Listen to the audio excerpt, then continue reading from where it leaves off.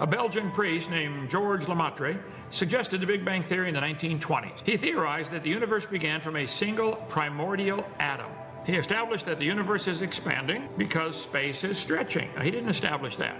He noticed the stars have a red shift.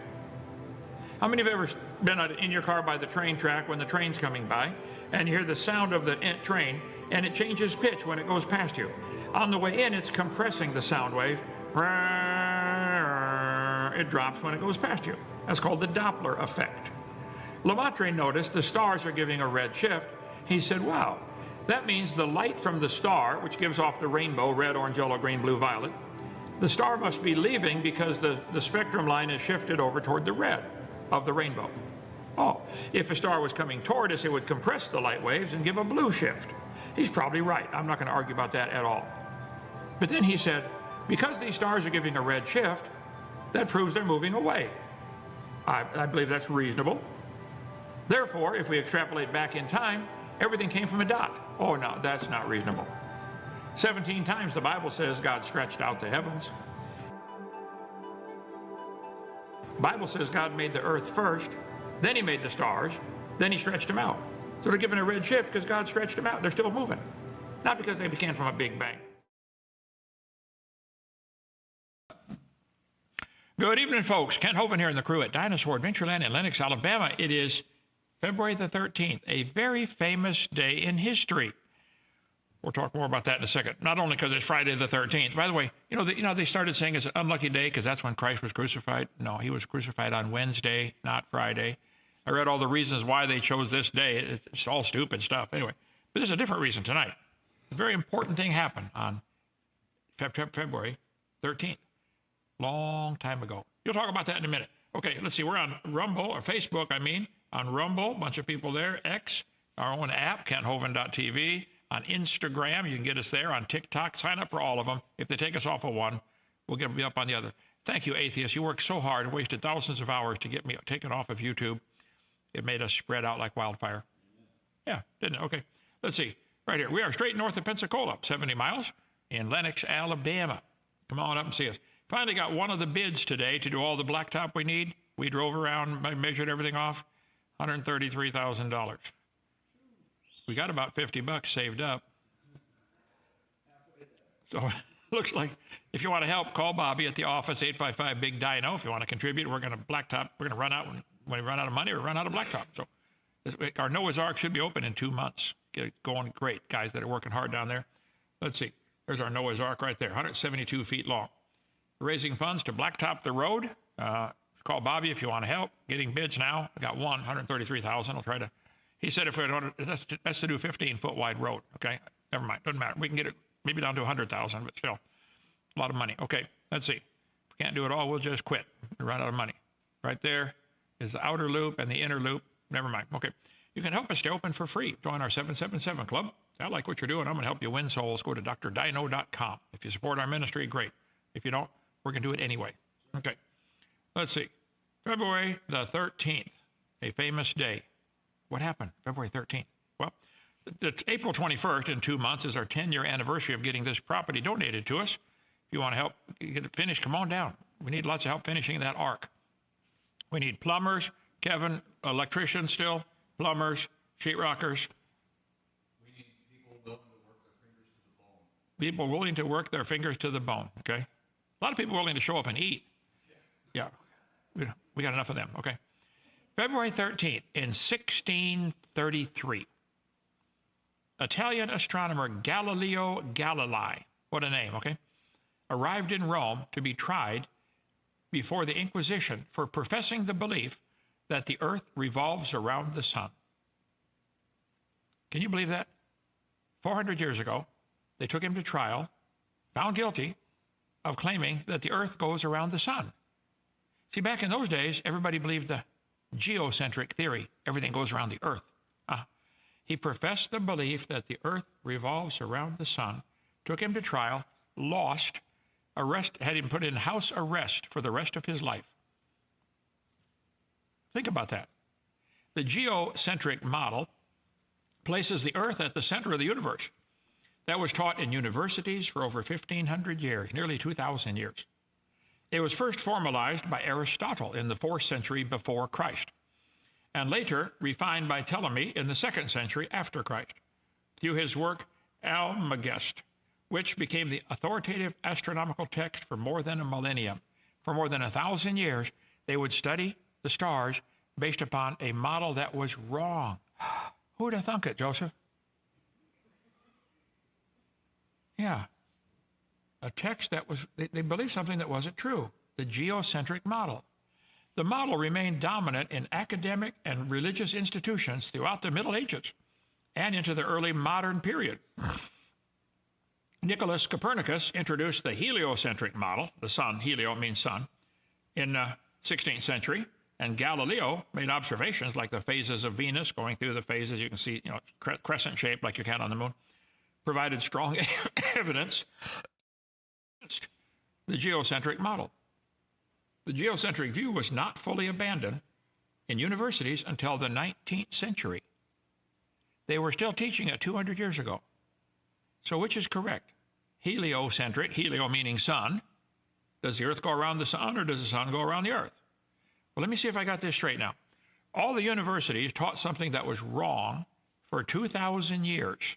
You couldn't get your degree from an accredited university unless you believed in the geocentric theory. Anyone who dared to object or question was arrested and imprisoned. Is that what happened? Yeah. Sounds like today.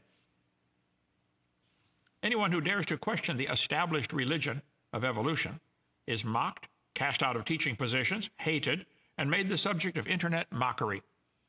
Did I get it nailed down pretty good there, Joseph? Yeah. Galileo was found guilty of vehement suspicion of heresy. That was the charge. By the Roman Inquisition, June 22nd, 1633. February 13th, he came to Rome's trial started. Finally found him guilty. The charges stemmed from his publication of dialogue concerning the two chief world systems, which strongly supported the heliocentric model of the universe proposed by Copernicus. He dared to go against something that had been taught for 2,000 years by all the geniuses of the world. Aristotle said it, it's got to be true. Charles Darwin said it, it's got to be true. Contradicting the geocentric view endorsed by the Catholic Church at the time.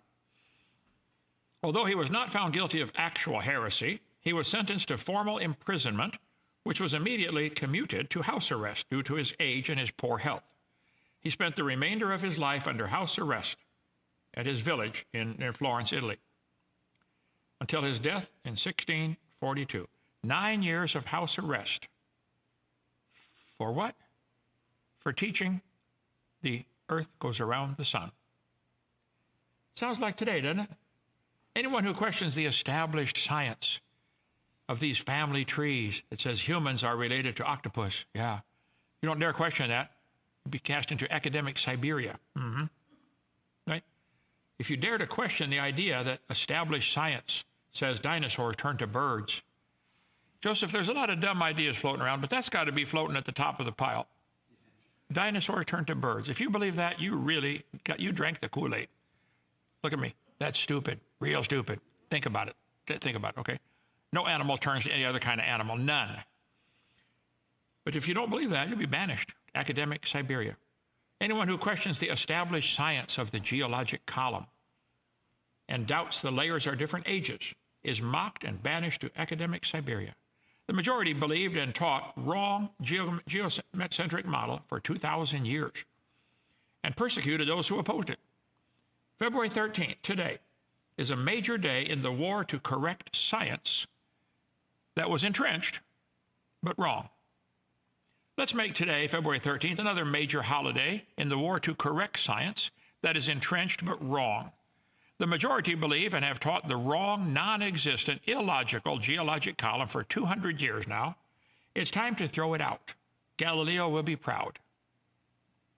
This is the day. I think we should all you students, when you go to school Monday, say, teacher, if they talk about the layers of the Jurassic, etc., say, I'm sorry, teacher, that's stupid. It doesn't exist. How can the layers be different age? I've been asking this question for years now. Let's try it tonight. Call in. If the layers are different ages, where is the new material coming from? Just answer the question. How can that top layer be younger than the rest of the layers. This is what they teach in the school, that the Holocene dirt is only 10,000 years old. And the Jurassic dirt is 145 million years old. Oh, where was all the Holocene dirt hanging out? I tried to Google, how thick is the Holocene layer? They say it started after the Ice Age, 11,000 years ago. And they say it changes from about, a foot to maybe 6 feet around the world. Well, if you take the size of the world, I think it's 150 million square miles or something like that. Where's all that dirt? Let's take an average of, 4 feet thick. Where did that 4 feet of dirt covering 150 million square miles, where did it come from? How can this Holocene dirt be a different age than the Jurassic dirt? How? Where, guys, I just want a simple answer. Where is it coming from? I've never had him answer that, Joseph. Oh, I forgot. Here we go. That's the problem. Yeah. Second question. They'll say, well, no, it didn't come from anywhere. That's the date it got moved over to someplace else. Well, if that's the date that it was moved, how does that change the age? If I shuffle a deck of cards, does that make the top card younger? Huh? Moving it doesn't change the age of it. How do you explain polystrata trees and polystrata fossils, animals and plants running through different layers that are different ages, all fossilized, intact, running through the layers? We showed that many times on my show. Just Google polystrata, meaning many strata, trees. Thousands have been found now.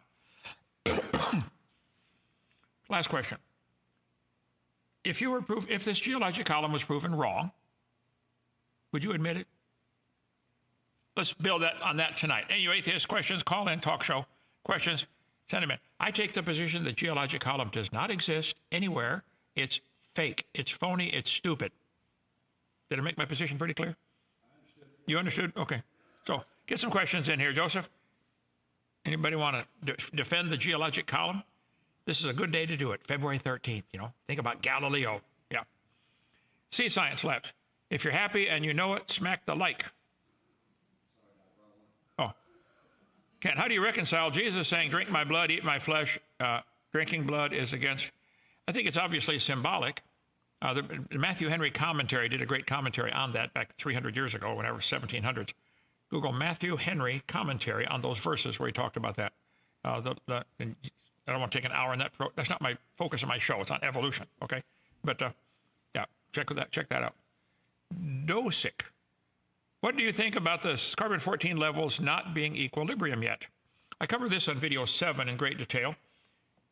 The radiation from the sun hits our atmosphere, which is 78% nitrogen, and it converts some of it into carbon-14, radioactive carbon.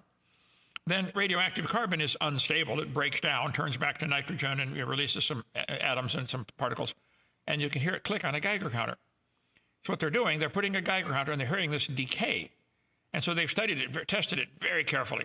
They say it decays at a certain rate. About half of it will decay in 5,730 years. I agree, no question. That's the current decay rate. When I was a kid, it was 5,630, I think. They changed it. But roughly, let's call it 6,000, round it off. So if I gave you a pile of carbon-14, half of it would decay in 6,000 years. Then it takes 6,000 more years for half of the half to decay. So it goes from the whole pile to a half to a fourth, and then to an eighth, and then a 16th, and a 32nd, and then not much. They say it can't get more than about 5 or 6 half-lives, and it's basically gone. Okay, so about 30, 40, 50,000 years would be the max you could date anything by. So the radiation from the sun is striking our atmosphere, creating carbon-14, and it's decaying at the same time. So we got a problem here. I use the illustration on video number 7. There we go. Helps people. I figured out I'm going to quit coughing, brother, when I die. I went back and listened to my tapes from 30 years ago. I talk too much. They're going to think I'm a woman when they find my jawbone. It's going to be worn out right there. Let's see. Here we go. Carbon-14, if I can bring this up.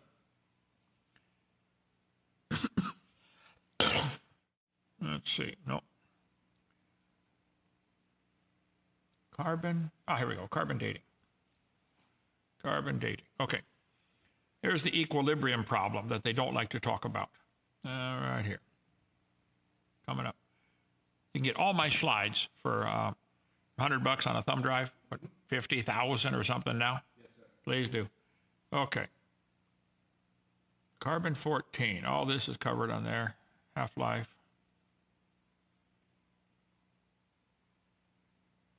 Coming up. See, if you ask the questions in the same order I've got the answers, it saves a lot of time. Equilibrium problem. Here, coming up. I think it's right. There, okay. If I told you to fill a barrel full of water, here's the hose, fill the barrel. But on the other side, I drilled holes up the barrel. As soon as you get to a certain level, it starts leaking out of one hole. You get up higher, it leaks out of two holes. Pretty soon, it reaches a place called equilibrium. You're never going to fill the barrel past that point because it's leaking as fast as you put it in. Make sense?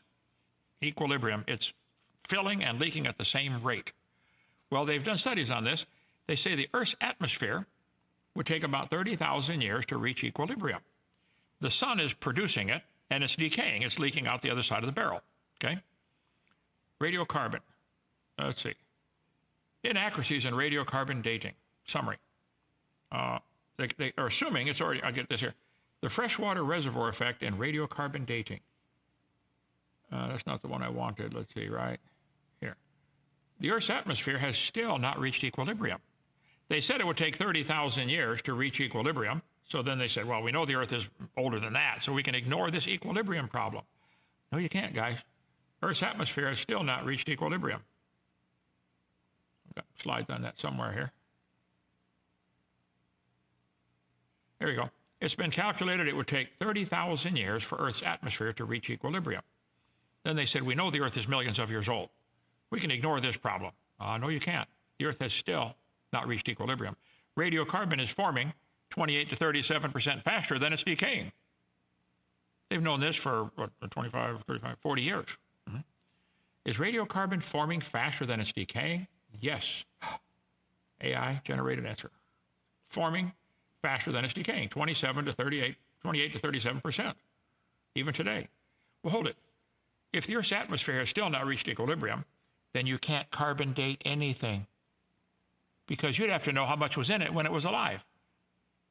You don't know when it was alive. That's why you're carbon dating it. It's, how don't they get it, Joseph? What else can I say? Fluctuations in the rate of C14 production mean that at times the production rate will exceed the decay rate. At other times, the decay rate will be larger. So they assume it's already reached equilibrium, and you can't, it hasn't, and you can't possibly know that. So it's a complete waste of time to carbon date anything, in my humble, totally unbiased, and correct opinion. Okay? Foundation, somebody. Hey, can't wait to see you Monday for the interview. Would you give us a tour of DL? Sure, come on down. We give tours all the time. I love it. Let's see. Why is 6 days equal to 144 hours? In the book of Revelation, they're 144th chosen. I don't know.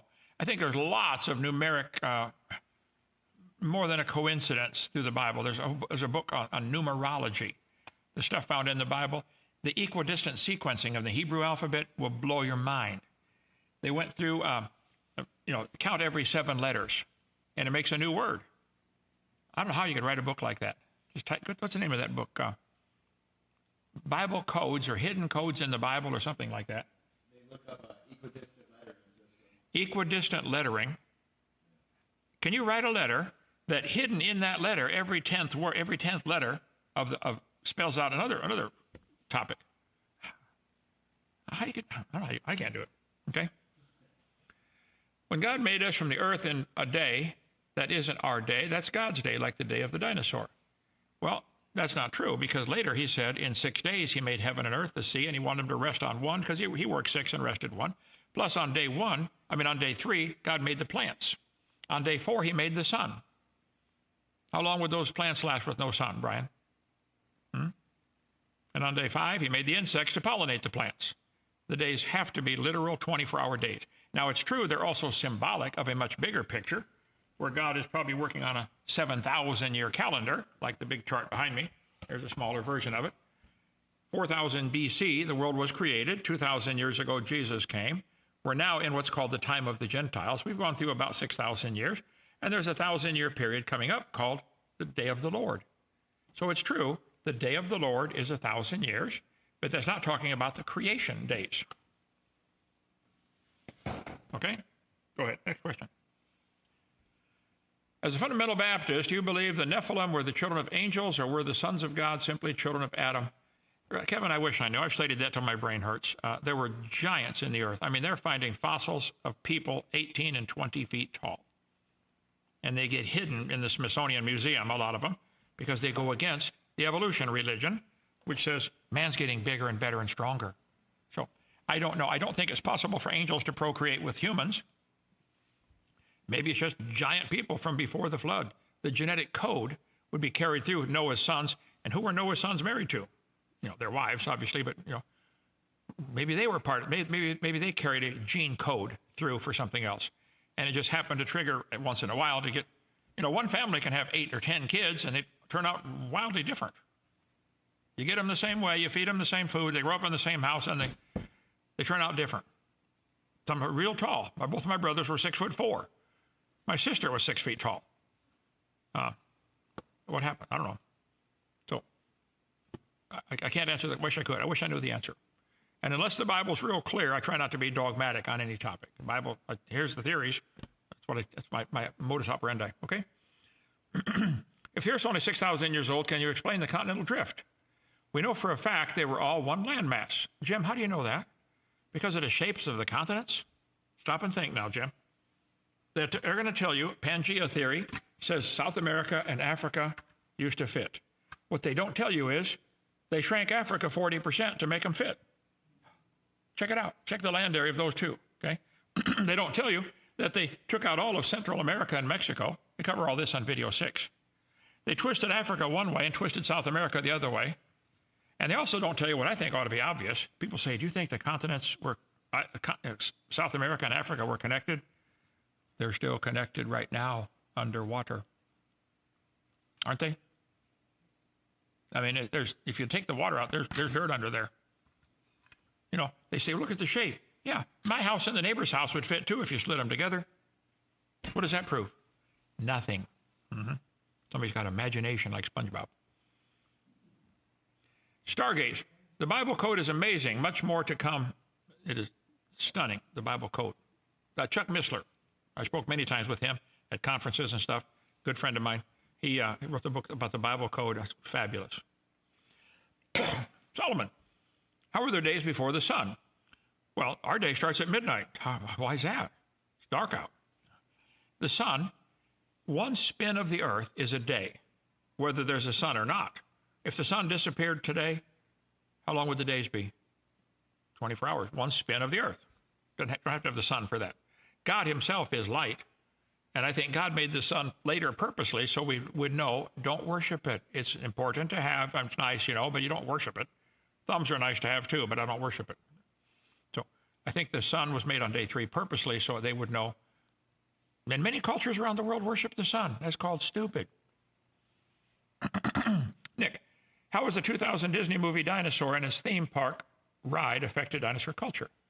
I didn't see the movie. I don't know. Without seeing it, I can guarantee you they taught dinosaurs lived millions of years ago. That's the stupid part of it. Dinosaurs lived with Adam and Eve. They've always lived with man. Some may still be alive, smaller ones, okay? What do you think about the theory about the lost 1,000 years in the Dark Ages? Well, I think mankind lost a lot of knowledge because of the Roman Catholic Church persecuting all the smart guys and killing them and stuff like that. So, yeah, I think a lot was a great setback, mostly because of the Catholic Church during the Dark Ages, but it didn't change any time. We didn't lose any days. Lost a lot of knowledge. That's all. Okay? Nobody on TikTok wants to know, do you just flat out deny science? I love science. Evolution is not part of science. Evolution's a religion. So no, I've never denied science is what we know. The word means knowledge, seer, to know in Latin. What do we know? We know cows produce cows. We know that. We see it. We do not know cows and bananas are related. You can believe that, but that's not science. So I love science. Evolution is not part of science, never has been, never will be. It's the dumbest religion ever. And it's a religion, and you're welcome to it. But don't call it science. Hey, if you disagree, give me some evidence. for evolution? Where's the best evidence you have that you're related to a potato? What do you think about the 13 months in the year, starting over April 1st, every month having, well, the Earth goes around the sun, and it spins while it goes around the sun. And it spins 365.2422 times. Okay? Well, it doesn't work out even. We end up back in the same place in position with the sun, solar solstice or summer solstice. Well, June 21st, usually. Because of that extra 0.2422, they got to throw an extra day in there. They put a leap year every 4 years, but every 100 years, they don't do it. And it works out close enough. Who cares, okay? Nothing to fight over. How come nobody took up my... Look, this is February 13th. You're supposed to defend the geologic column. Nobody's doing it, are they, Joseph? I gave simple questions. Maybe I need to put them back up. Where is the dirt coming from? Okay, slide number... Oh, here we go, okay. Just in case you don't remember them, okay? Here they are. If the layers are different ages, where is the new material coming from? If it's that the date it moved, how does that change the age? How do you explain polystrata trees? If you're proven wrong, would you admit it? Let's leave that up. Somebody, come on, you brave evolutionists. Defend your geologic column. I know that's your Bible, okay? What's your best movie or show of Jesus you know of? All right. I'm not much of a movie goer. I don't. Gospel of John was pretty good. What now? Gospel of John was pretty good. Gospel of John was good. I didn't see it, so. My life's really busy as is. I don't need to throw any more stuff in there. Okay. Foundation. Let's see. Oh. What can you tell about the second woman in the Garden of Eden? I don't remember her name. It's totally baloney. About Edith or something like that. Lilith. Crazy. Lilith, yeah, Lilith. Well, Yeah, stupid. Adam had one wife. It was paradise. If you have two, that's not going to be paradise. They're going to be fighting all the time of what color to make the carpet and what to cook for supper. Just one is paradise, okay? Is that right, brother? No comment, you brave men? Okay. Let's see, long name here. Hi, Kent. Just wanted to ask if you had spoken on 1 Peter 4:6, looking for insight on the verse. Well, it would help if you put the verse up there. Now I got to get my worn-out Bible here and find 1 Peter. I don't know all the verses by heart. I know a bunch of them, but 1 Peter, my dilapidated edition. 1 Peter 4:6. Let's see.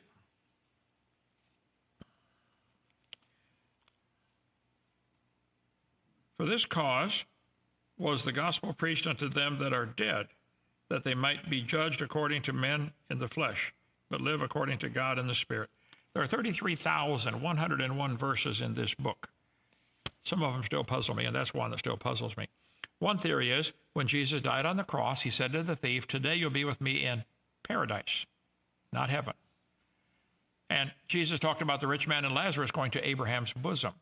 The best I can figure out, putting the pieces together, is before Jesus' blood was put on the altar, everybody's sins were covered by the blood of the lambs. Jesus' blood cleanses their sin. That's different than covering.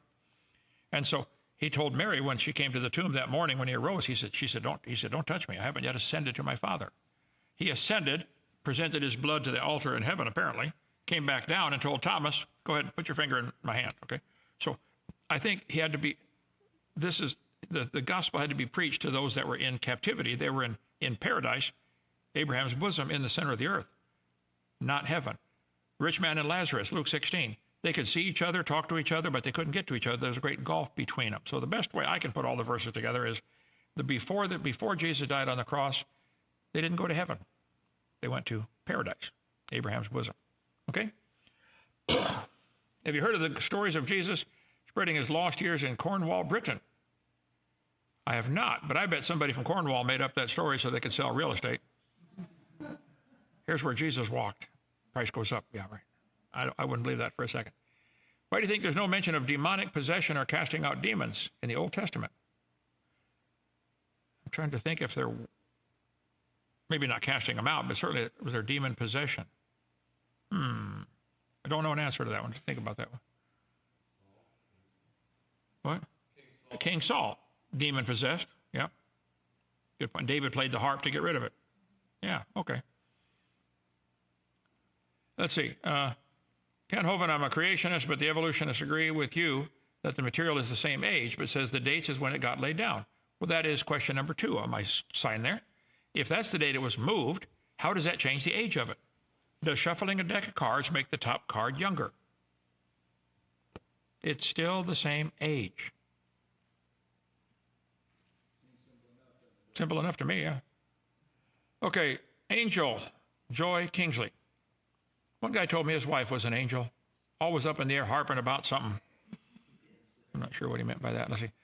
I've heard that the Bible that is falling apart usually belongs to someone who isn't. Well, thank you. Appreciate that. Okay.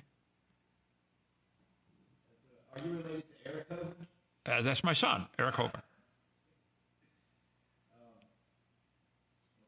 All right. Thank you so much. No show tomorrow, but Sunday morning will be a different Bible character. Tune in 10:30 and tell your friends about our show. The George Janko show now has 400 million views. What? 400,000. 400,000.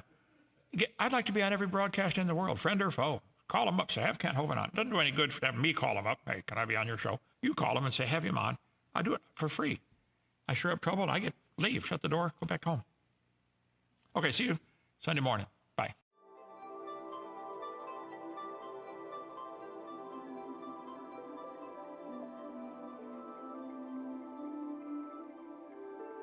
A Belgian priest named